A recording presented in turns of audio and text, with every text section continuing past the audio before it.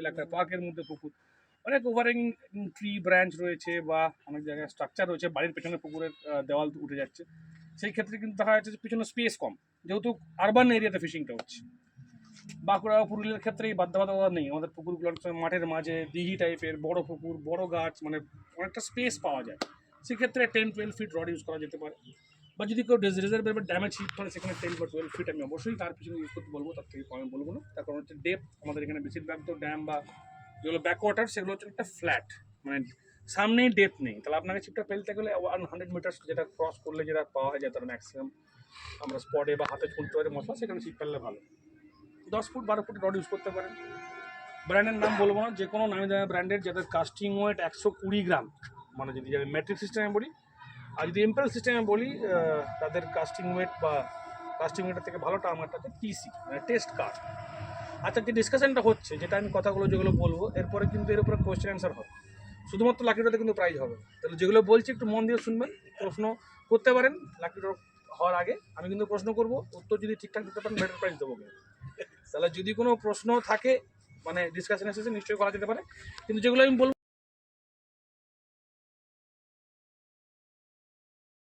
ফেলে রাখি, ঠিক আছে, ছিপটাকে লুজ দিয়ে রাখতে হয়, নাহলে মাছ খেলে ছিপ টেনে নিয়ে চলে যাবে, ড্র্যাগটাকে লুজ করে রাখতে হয়, ঠিক আছে। আমি অনেক জায়গায় দেখেছি এটা জানে না লোকে, এবং ছিপ টেনে জলে ফেলে দিয়েছে, ঠিক আছে। তার কারণ কিন্তু এইটা যে ড্র্যাগটাকে শক্ত করে রেখেছে।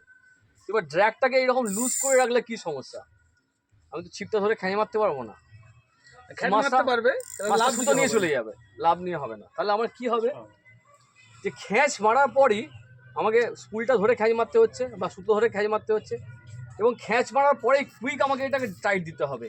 তো কখনো কখনো দেখা যায় যে এই টাইট দেওয়ার চক্করে সুতোয় লুজ পড়ে যায় এবং মাছ চলে যায়, ঠিক আছে, এটা অনেক সময় হয়। এবং আরেকটা মারাত্মক প্রবলেম, আনফর্চুনেটলি বা ফর্চুনেটলি, যেটা বড় মাছ খায়, মানে যেটা দেখা গেলো আপনার লাইফে best PB, personal best 10 kilo 15 kilo কাতলা মাছ ধরুন খেয়েছে বা রুই মাছ খেয়েছে, আপনি স্পুল ধরে খেঁচে মারলেন সব ধরলো ফটাস, এটাই হবে।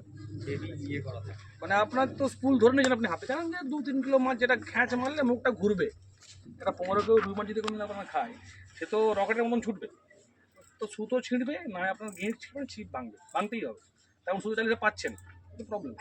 এবার সেটা হলো নর্মাল স্পিনিং রিল, ঠিক আছে, কিন্তু সেটা অনেকে মানে করে নিয়েছে, রপ্ত করে নিয়েছে সেই টেকনিকটা, মাছ ধরেই সঙ্গে সঙ্গে স্পুল টাইট করে নেওয়ার টেকনিকটা অনেকে রপ্ত করে নিয়েছে, অনেকেই তাতে মাছ ধরছে, কোনো অসুবিধা নেই। কিন্তু বেটার মেকানিজম কি, কার্প ফিশিংয়ের ক্ষেত্রে দুটো জিনিস হয়, একটা হলো কুইক ড্র্যাগ রিল, ঠিক আছে, কুইক ড্র্যাগ রিল যেটা কার্প ফিশিং রিল বলে, তাতে কি হয় যে এই যে ড্র্যাগটা একটুখানি ঘোরালেই টাইট হয়ে যাবে ড্র্যাগটা, সেটাকে বলে কুইক ড্র্যাগ, ঠিক আছে। এরকম লোকে ছিপটা পড়ে রয়েছে, তো এই যে সুতো বেরোচ্ছে, জানে যে এই রিল টাইট হয়ে গেল, কিন্তু এই রিলটার মধ্যে এই জিনিসটা আছে, সব রিলে আপনি পাবেন না। কুইক ড্র্যাগ মানে ওই এই এই এক পাক দিলেই অনেকটা রাগ পড়ে যাবে, অনেকটা ড্র্যাগ পড়ে যাবে, ঠিক আছে। তো তখন এরকম করতে হবে না, ঠিক আছে। যে কুইক ড্র্যাগ, এটাও তো কুইক ড্র্যাগ রিল নয়, কাপ যে অরিজিনাল কুইক ড্র্যাগ রিলগুলো হয়, একদমই কুইক ড্রাগ রিল না, এই ফ্যাসিলিটি একটু আছে, এই কথাটা বলতে। এক পাক দিলে ড্র্যাগ পড়ে গেল, মানে জাস্ট খুলে এক পাক হয়ে গেল, ওখানেই শেষ। কিন্তু তার থেকেও বেটার মেকানিজম হলো বেট রানার। বেট রানারের অ্যাডভান্টেজটা কি, বেট রানারে দুটো ড্র্যাগ থাকে, একটা সামনে, মানে একটা সামনের ড্র্যাগ নর্মাল যেরকম হয়, আর একটা হলো পিছনের ড্র্যাগ, ঠিক আছে, এইটা হলো আর একটা ড্র্যাগ। তো নর্মালি কি করা হয়, দাঁড়াচ্ছে আমরা কি করি যখন বেড রানারে ফেলি, সামনের ড্র্যাগটাকে মোটামুটি এমন একটা ড্র্যাগে রেখে দিই যেটা দিয়ে আমরা মাছ খেলাবো, সেটা অলরেডি সেট করা আছে, প্রি সেট, এটা দিয়ে আমি মাছ খেলাবো। আর এবার কি, এখানে একটা সুইচ আছে, এটাকে বেড রানার ক্লাচ বলে, বেড রানার সুইচ বলে, এইটা যখন অন করে দিলাম তখন পিছনের ড্র্যাগে চলে এলো, পুরো মেকানিজমটা সামনের থেকে পিছনের ড্র্যাগে চলে গেলো। এরপর কি হবে, যদি মাছটা খায় ফ্রিলি, আমার এই একটা লুজ আছে, ফ্রিলি সুতো বেরোচ্ছে, ঠিক আছে, আমি কি করবো যখন খ্যাঁচটা মারবো, হয়ে গেছে, ও কিন্তু ওয়ান টাচ ফ্রি রানিং থেকে চলে এলো প্রিসেট ড্র্যাগে চলে এলো, 1 সেকেন্ডের মধ্যে আপনি ফ্রি রানার যেটা বলে বা লাইভ রানার হয়ে গেল, সেখান থেকে। এটা যদি বড় মাছ হয় সেক্ষেত্রে তো না আমার তো ড্র্যাগ দেওয়া আছে, আমার তো একদম পুরো ডেড নয় তো। নিজের এতে সেট করে নেবে যে যার মতো করে। মানে আপনি ধরুন খুব লাইট ড্র্যাগ খেলতে ভালোবাসেন, যে মাছটা সুতো মানে এরকম করুন না সুতো বেরিয়ে যাবে, সেটাও রাখতে পারেন। যেমন আমি একজনকে জানি যারা খুব টুল।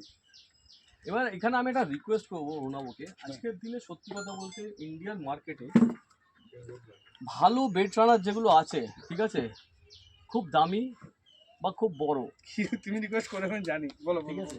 তো আমি অ্যাকচুয়ালি আমার তরফ থেকে এবং আমার অনেক অ্যাংলারের তরফ থেকে যেটা আমি ফিডব্যাক পেয়েছি, আমি অরুণাবকে রিকোয়েস্ট করবো জোরে যে একটুখানি ছোট এবং একটুখানি কম দামি এবং ছোট বেড কম্প্যাক্ট ছোট এবং একটুখানি কম দামি বেড রানার আনার জন্য, ঠিক আছে। বেড রানার আমরা চাই হলো 6000 সাইজের, যার ওয়েট হবে ওই 300 গ্রাম। কত গ্রাম?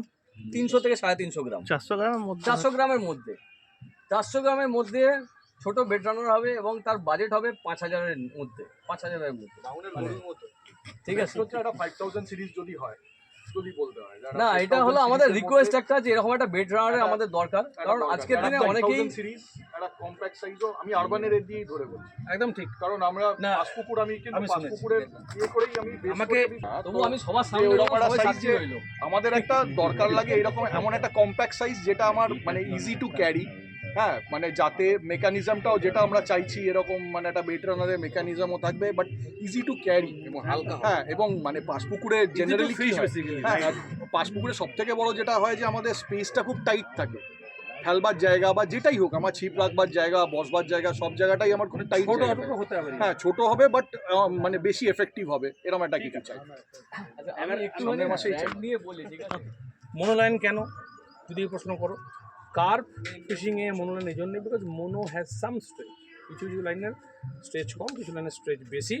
কার্প ফিশিং, কার্প মানে মানে পোনা জাতীয় মাছ, এদের মুখ কিন্তু রাক্ষসে বা শিকারি মাছের মতন শক্ত বা হার্ড নয়, তার মুখ হচ্ছে পাতলা বা নরম।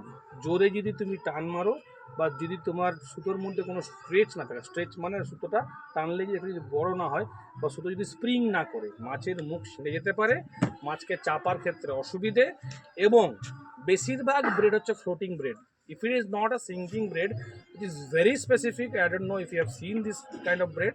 আমি দেখেছি, আমি ইউজ করেছি, specialised bread that is for specimen carp anglers, একেবারে যারা ফিশিংয়ের চূড়ান্ত জায়গায় চলে গেছে, যারা একদম প্রফেশনাল আলট্রা প্রো লেজেন্ড টাইপের অ্যাংলার, তারা ইউজ করে। এবার আমি কাউকে বিগিনারকে বলতে পারি তুমি সিঙ্কিং ব্রেড ইউজ করো, ইন্ডিয়াতে পাবে না, ইম্পোর্ট করতে হবে। একটা স্কুলে তোমার 4 থেকে 5,000 টাকা দাম আছে। একটু দেখতে চাইলে মানে দেখানো যেতে পারে, এরকম আছে, দেখতে এরকম বলছি তো, এটা আমাদের কাছে আছে, আমরা ইউজ করি, বাট এটা স্পেসিমেন ফিশিং চলে যাবে, ঠিক আছে। ওটার বলে দিচ্ছি, ওটার বল সব বলবো। মোনো 90% ক্ষেত্রে ম্যাক্সিমাম মোনো লাইন, একবারে খুব খারাপ লাইন না হলে ম্যাক্সিমাম লাইন হচ্ছে সিঙ্কিং লাইন।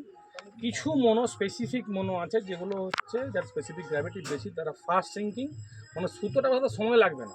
এটাও কিন্তু অনেক সময় পাঁচপুকুরের ক্ষেত্রে ভাবতে হবে, লাইনটা নেবো, লাইনটা আমাকে ঝেড়ে ঝেড়ে বসাতে হচ্ছে, লাইনটা গুটলি পাকিয়ে যাচ্ছে, অনেক ব্যাপার আছে লাইন ইউজ করার ক্ষেত্রে। মোনো হলে অনেক সময় মাছকে কথা শুনতে অন্যরকম লাগলেও মাছ চাপা যায়, মাছটাকে চাপা যায়, অভ্যস্ত হাতে ঠিকঠাক প্রেসারে মাছটাকে একটু প্রেসার দেওয়া যায় মোনো লাইনের ক্ষেত্রে।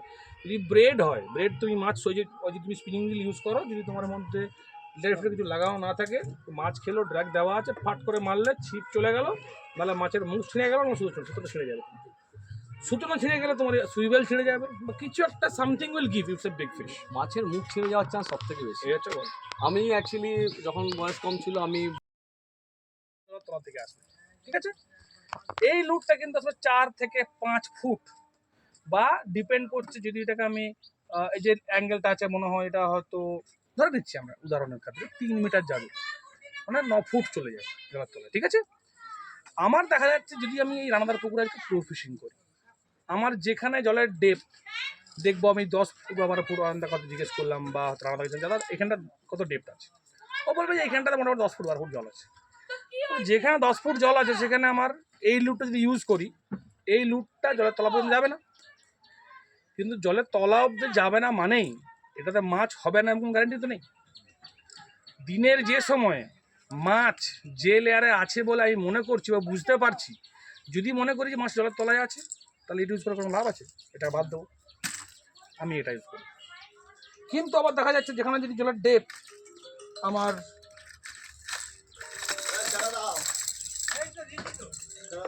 জলের ডেপথ আর একটু বেশি বা কম, আর দেখা যাচ্ছে দেখুন এর লিফট ছোট কিন্তু লিফটের অ্যাঙ্গেলটা একটু ডিপ, তাহলে এটা দেখা যাচ্ছে হচ্ছে এটা কী লেখা আছে, এটা হচ্ছে +3, মানে এটা হচ্ছে 3 ফুট অবধি যাবে। তাহলে যেখানে জলের ডেপথ হতো 5 ফুট বা 4 ফুট সেখানে আমি এটা ইউজ করতে পারি। আবার কিছু ক্ষেত্রে আমাকে দেখতে হবে যেখানে আমার জলের ডেপথ 20 ফুট বা 25 ফুট, সেখানে দেখা যাচ্ছে বড় শাল মাছ থাকতে পারে বা বড় শোল মাছ থাকতে পারে, বা আমি খবর পেয়েছি বড় বোয়াল মাছ থাকতে পারে। সেই ক্ষেত্রে এই 20 গ্রাম বা 30 গ্রাম ওজনের আমি স্পুন ইউজ করব। এটাকে চামচ বা স্পুন বলে, যেহেতু চামচের মতন দেখতে, খাবার যে চামচ আমরা ইউজ করি, এটা বিভিন্ন রকম কালার হয়। এটা হচ্ছে সিলভার, এটা হচ্ছে গোল্ডেন, আর একটা কালার হয় কপার মেনলি। আবার এই স্পুনের মতন আরেক ধরনের জিনিস হয়, এগুলোকে আমরা বলি স্পিনার। এই যে এটা কিন্তু এইভাবে ঘুরে ঘুরে আসে জলের তলায়, যখন আমি টানবো তাহলে এই যে স্পিনার আছে বিভিন্ন শেপের বা বিভিন্ন রকম রঙের, দেখুন কেমন রং বেরঙের বিভিন্ন রকম বাহারি জিনিসপত্র আছে।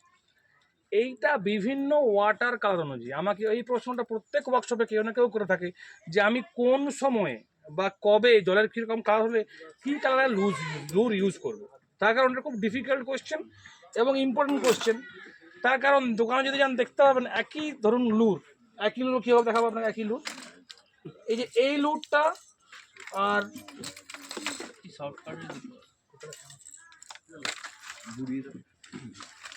দেখুন এই দুটো লুর, এই দুটো লুর তো একই লুর, সেম কোম্পানি সেম সিরিজের সেম ডেপথের লুর, দুটোর কালার কিন্তু আলাদা। এই দুটো লুর আমরা কখন ইউজ করবো? আচ্ছা, এর মধ্যে কোনটা বেশি ব্রাইট কালার, কোনটা ডার্ক কালার? এটা ব্রাইট হবে, এটা তো ইনভিজিবল হয়ে যাবে নিচে গিয়ে, পিঙ্ক যেহেতু। আচ্ছা, কোনটা বেশি চোখে লাগছে কালারটা? এটা তো জলের কালার যত হালকা এবং যত ক্লিন হবে তত আমরা লাইট কালারে যাব। তার কারণ লাইট কালারটাও ভিজিবল হবে। জলের কালার যত ডার্ক এবং যত ডিপ হবে, যত ময়লা হবে, তত আমরা এ ধরনের ব্রাইট এবং ডার্ক কালারে চলে যাব। বুঝা গেল? মানে বেশি রং তখন ব্যবহার করব যখন জল অলরেডি রঙিন। আর সবসময় যদি বেশি রঙেরটা ব্যবহার করা হয় সেক্ষেত্রে কি হবে? সেই ক্ষেত্রে মাছ হবে না এমন কোনো কথা নেই, কিন্তু সেক্ষেত্রে লাইটার কালারের উপরে চোখ বেশি পড়বে এবং মাছ বেশি এই ধরনের কালারকে অ্যাটাক করার চান্স বেশি থাকবে। আচ্ছা, এইগুলো থিওরি ওভার দ্য টাইম আমাদের পার্সোনাল এক্সপিরিয়েন্সের উপর ডিপেন্ড করে। তার মানে এর মধ্যে কোনো গ্যারান্টি নেই যে ক্লিয়ার ওয়াটার হলে এটাতেই মাছ মারবে, এটা মারলে মাছ মারবে না। এই কথাটাও সঙ্গে বলে রাখতে হবে। তাহলে ডেফিনেশন কেন? বলে দিচ্ছি। ওভার দ্য টাইম যদি আপনি 100 দিন ছিপ ফেলেন, ক্লিয়ার ওয়াটারে এটাতে স্ট্রাইক বেশি হবে, ক্লিয়ার ওয়াটারে এটা স্ট্রাইক কম হবে। কিন্তু 100 দিনের মধ্যে ছিপটা ফেলতে গেলে আমরা ডেটাটা কাউন্ট করবো, কিন্তু একদিনে কোনো একটা ঘটনা ঘটে যেতে পারে। সেই ক্ষেত্রে যেহেতু ছিপ ফেলার ক্ষেত্রে আমরা তো মানুষ, আমরা মাছের ব্যবহারটাকে ডকুমেন্ট করছি এবং সেটাকে ডকুমেন্ট করে ধরুন একটা ডায়েরি আপনি মেনটেন করছেন। আমরা বলি যদি আপনি লুর ফিশিং করেন over the period of time of 2 years, একটা ছোট ডায়েরি মেনটেন করবেন যে অমুক দিনে গেছিলাম, এইখানে এই লোকেশন, জলের কালার ছিল এই, তুমি খুঁজে পাবে না। কিন্তু এই পুরো যদি 500 পিস থাকে, জাস্ট ইমাজিন এই কোণে একটা সাহেব মারলো, ওই কোণে একটা অরিন্দম মেরে দিল, ওই কোণে একটা যে আমাদের অরিজিৎ মেরে দিল, একটা 5 মিনিটের মধ্যে মারতে পারবে। সো ইট ইজ অন আস, আমাদের ডিউটি হচ্ছে পপুলেশনটাকে বাঁচিয়ে রাখার, যাতে আমাদের ছেলে মেয়েরা ভবিষ্যতে স্পোর্টসটাকে বিউটিফুল স্পোর্ট একটা, আজকে ছিপ ফেলি বলে এত লোকের সঙ্গে পরিচয়, বন্ধুত্ব, আলাপ আলোচনার গল্প হচ্ছে, ছিপ না ফেললে আজকে হয়তো এই জিনিসটা হতো না। তাহলে এই স্পোর্টটাকে বাঁচিয়ে রাখার দায়িত্ব কিন্তু আমাদের। তাহলে আমাদেরকে ভাবতে হবে ফর নেক্সট জেনারেশন, আমাদেরকে সব শেষ করে দেবো নাকি জিনিস রেখে যাবো, ডিসাইড করতে হবে আমাদের। Anyways coming back to the point, যেটা আলোচনা হচ্ছিল লুরের এই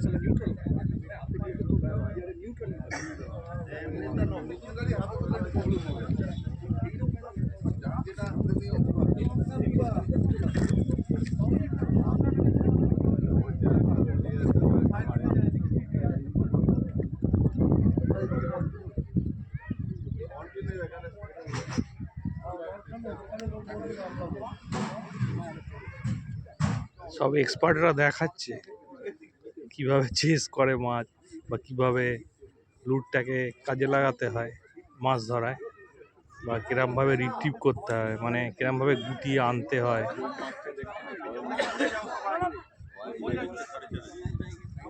এই দেখুন কত দূরে যাবে বেটটা।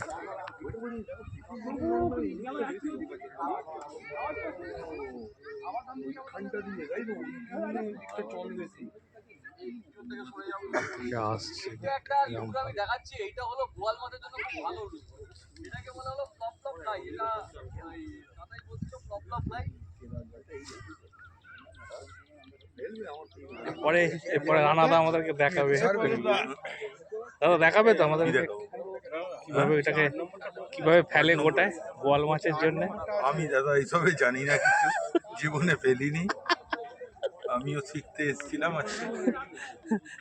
শিখে কেমন লাগছে? আমাদের হচ্ছে চিরকালই হাতে লাড্ডু করো আর দুবার দুলিয়ে ছুড়ে দাও। দাদা ভালো বলেছে।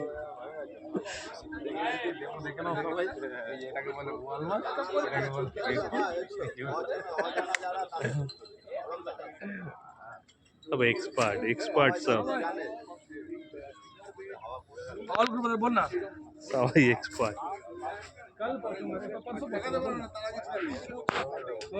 বেডকাস্টিং এর ড্র্যাগটা, এটা হচ্ছে স্টার ড্র্যাগ। এটা হচ্ছে বেডকাস্টিং এর মানে যে ড্র্যাগটা আপনি রিলে রাখতে চাইছেন সেটা ট্র্যাক দিয়ে এটা সেট করা হয়। এটা হচ্ছে ড্র্যাগ।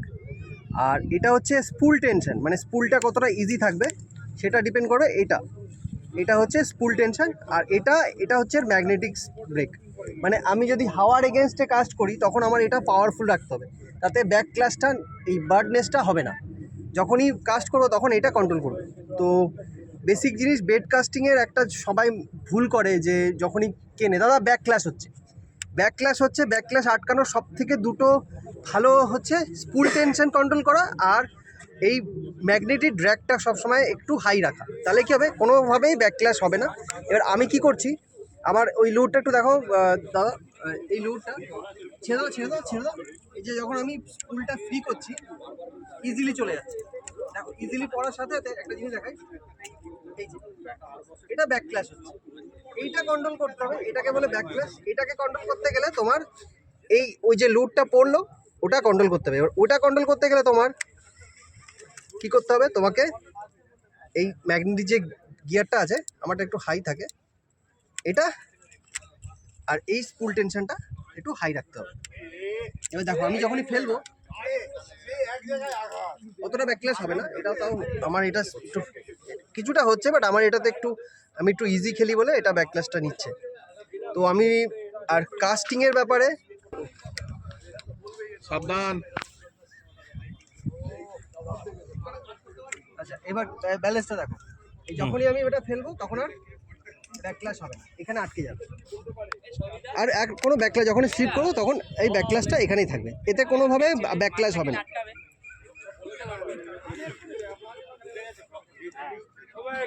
এবার কাস্টিং করে দেখাচ্ছি। অর্জিত দেখাচ্ছে সরাইয়া পিছন থেকে, একটু পিছন থেকে সরে যাবেন সবাই। পিছন থেকে করতে গেলে এই যে এটা থাম, একটু কাছে আসে, এই থাম দাঁড়া 1 মিনিট। আর এই স্পুলটা হাতে রাখতে হবে। মানে কাস্টিংয়ে যেরকম পুরো লক করতে হয় সেটা না, এটাকে জাস্ট হাতে একটু সাপোর্ট দিতে হবে। আর কাস্টিংয়ের সময়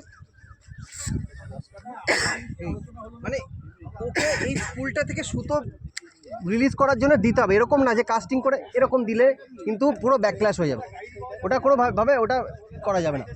আমি আবার দেখাচ্ছি।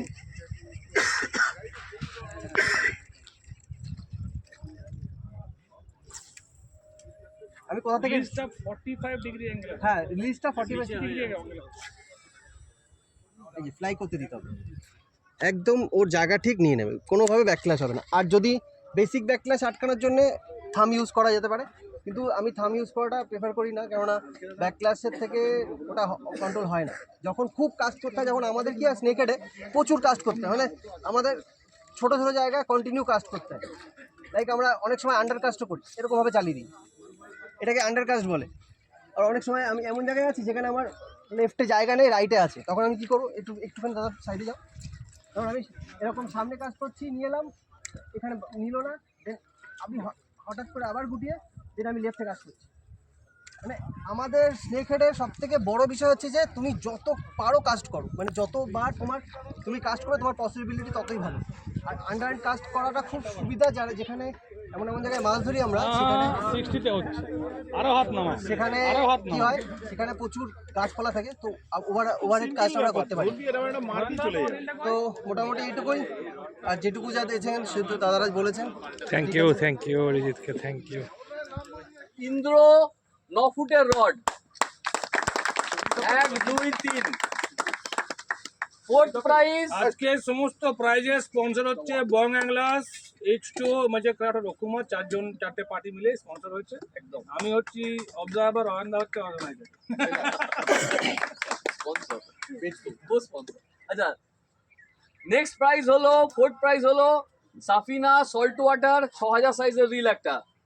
নেক্সট প্রাইজ হলো সাফিনা প্রো 6000 সাইজের রিল একটা। নেক্সট প্রাইজ হলো রকুমা আরিয়া 6000 সাইজের রিল একটা। কটা হলো, তাই তো? কটা হয়েছে? আচ্ছা, নেক্সট 3টে প্রাইজ হলো, এটা কি দাদা? 3টে আমব্রেলা বেস। কার? বং অ্যাংলার্স, এটা বলতে হবে। আরে বঙ্গাইন্দাসে আমব্রেলা বেস। আচ্ছা, নেক্সট 5টা প্রাইজ হলো একটা করে কমপ্লিট সেট ফিডার এবং পপ আপ। এ তো যত প্রাইজ আছে লোক কম, ঠিক আছে? লোক কম প্রাইজ বেশি। আচ্ছা, এরপর সবার জন্য প্রাইজ হলো একটা করে ইন্দ্র সফট পারা। হ্যাঁ? আমার কাছে আছে তো, নিবি না? লাগবে না, না আচ্ছা, লিভ রিপার লাগবে। এই সবাই এসে গেল? আর তো বাকি নেই তো? বললো সবাই এসে গেছে? আচ্ছা, এবারে যেটা করা হবে, প্রত্যেকের একটা করে নাম্বার দেওয়া হবে, সেই নাম্বারগুলো স্পিন করে একটা নাম্বার উঠবে, ঠিক আছে? প্রত্যেকবার গতবার যেটা- যে হয়েছে সেটাই হবে। ম্যাজিক হুইল অনলাইনে একটা স্পিন করা হবে, সেই নাম্বার যেটা উঠবে সে নাম্বার হবে উইনার। প্রত্যেকে একটা করে নাম্বার দিয়ে দেওয়া হবে, সেই নাম্বারটা যে যা নিজে মনে রাখবে, ঠিক আছে?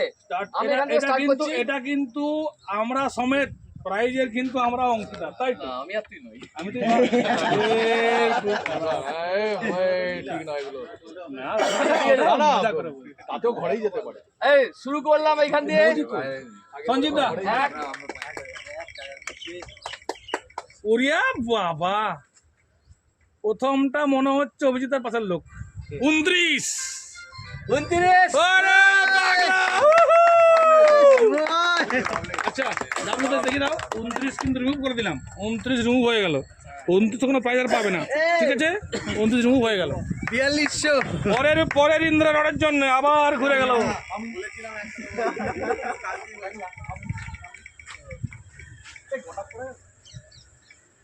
এগারো না 12? 11 মনে হয়। 11। 11 কে 11। আচ্ছা, রিমুভ চয়েস হয়ে গেল, আমি রিমুভ করলাম। Remove choice. Next Indra rod, কে পাবে? কে পাবে? কে পাবে? বাবাই দা নাকি? বাবাইদের পাশের লোক সঞ্জিত পাচ্ছে না। 31 মনে হচ্ছে, 31। 31 31। ও বাবা, ও বাবা, রিমুভ চয়েস করলাম। সাফিনা সল্ট ওয়াটার 6000 ঘুরে গেল, ঘুরে গেল, ঘুরে গেল। এই দাঁড়াও, এই হাওয়া দিচ্ছে, বেশি ঘুরে যাবে। 18 না 19? 18 কে? 18। 18 কে? ওই দেখো। নেক্সট হচ্ছে Safina pro 6000। Safina pro 6000, Safina pro 6000। কে কে কে কে কে কে? নাম্বার মনে হচ্ছে 9, মনে হচ্ছে 9 9 9 9 9 9।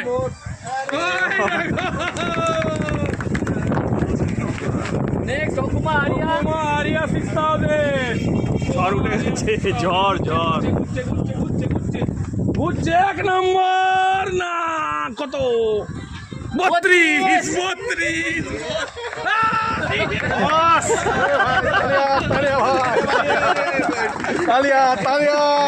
জীবনে লাইফে ফার্স্ট টাইম পেয়েছি ভাই। থ্যাংক ইউ ঘুরছে ঘুরছে ঘুরছে ঘুরছে ঘুরছে ঘুরছে ঘুরছে ঘুরছে ঘুরছে ঘুরছে নাম্বার 7 না 6 না 6 আজকের মতন আমাদের প্রোগ্রাম এখানেই শেষ হচ্ছে। সবাই নিজেদের মধ্যে আলোচনা করছে। বন্ধুরা, ভিডিওটা যদি ভালো লাগে, আমরা আজকে এসেছিলাম এই বেলানগরে একটা কার্যশালা, মাছ ধরার কার্যশালা। মহেন্দা যেটা দাঁড়িয়ে যা বৃষ্টিটা আসবে, একটু দাঁড়িয়ে যা। ভিডিওটা যদি ভালো লাগে আপনারা দেখবেন এবং লাইক ও সাবস্ক্রাইব করে আমার পাশে থাকবেন আরও নতুন নতুন এরকম ভিডিও পেতে। ধন্যবাদ বন্ধুরা, টাটা, সবাই ভালো থাকবেন।